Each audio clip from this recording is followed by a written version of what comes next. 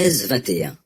L'Éternel intervint en faveur de Sarah, comme il l'avait annoncé, et il accomplit pour elle ce qu'il avait promis. Elle devint enceinte et, au temps promis par Dieu, elle donna un fils à Abraham, bien que celui-ci fût très âgé. Il appela ce fils, qui lui était né de Sarah, Isaac. Il a ri. Il le circoncit à l'âge de 8 jours, comme Dieu le lui avait ordonné.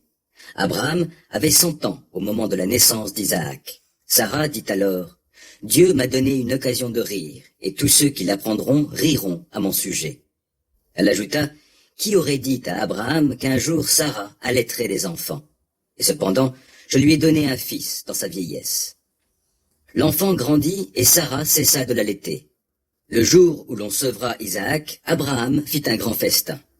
Sarah vit rire le fils qu'Agar l'Égyptienne avait donné à Abraham. Alors elle dit à Abraham, « Chasse cet esclave et son fils, car le fils de cet esclave ne partagera pas l'héritage avec mon fils Isaac. » Cette parole affligea beaucoup Abraham à cause de son fils.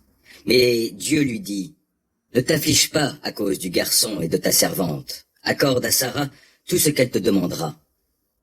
Car c'est par Isaac que te sera suscitée une descendance.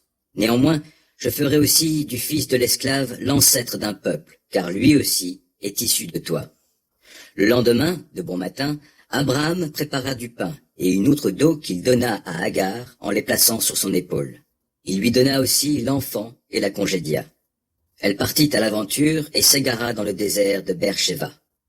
L'eau qui était dans l'outre s'épuisa, alors elle laissa l'enfant sous un buisson et alla s'asseoir à l'écart à une centaine de mètres plus loin, car elle se disait « Je ne veux pas voir mourir mon enfant. » Elle resta assise en face de lui, gémissant et pleurant.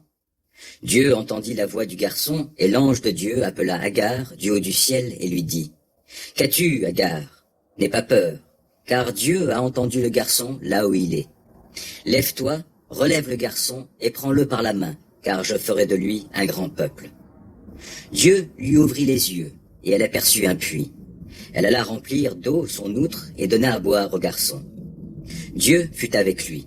Il grandit et vécut dans le désert où il devint un chasseur à l'arc. Il s'établit dans le désert de Paran, et sa mère choisit pour lui une femme du pays d'Égypte. À la même époque, Abimélec, accompagné de Picol, chef de son armée, vint trouver Abraham et lui dit, « Dieu fait réussir tout ce que tu entreprends.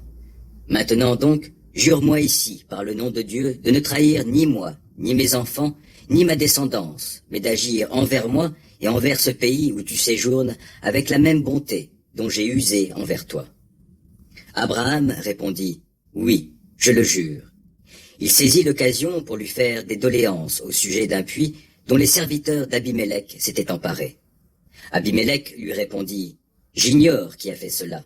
Toi-même, tu ne m'en avais pas informé, et je l'apprends aujourd'hui. » Abraham choisit des moutons, des chèvres et des bovins, et en fit cadeau à Abimélec, et tous deux conclurent ensemble une alliance. Puis Abraham mit à part 7 jeunes brebis du troupeau. Abimélec lui demanda, « Pourquoi as-tu mis ces 7 brebis à part ?» Il répondit, « Accepte ces 7 jeunes brebis de ma main. Cela me servira d'attestation que c'est bien moi qui ai fait creuser ce puits. C'est pourquoi on a appelé ce lieu-là Beer-Sheva, le puits du serment, parce que c'est là que tous deux prêtèrent serment. » Ainsi, ils firent alliance à Beer-Sheva. Puis, Abimélec partit avec Picol, le chef de son armée, et ils s'en retournèrent au pays des Philistins. Abraham planta un tamari à Beer-Sheva, et il invoqua l'Éternel, le Dieu d'éternité. Il séjourna encore longtemps au pays des Philistins.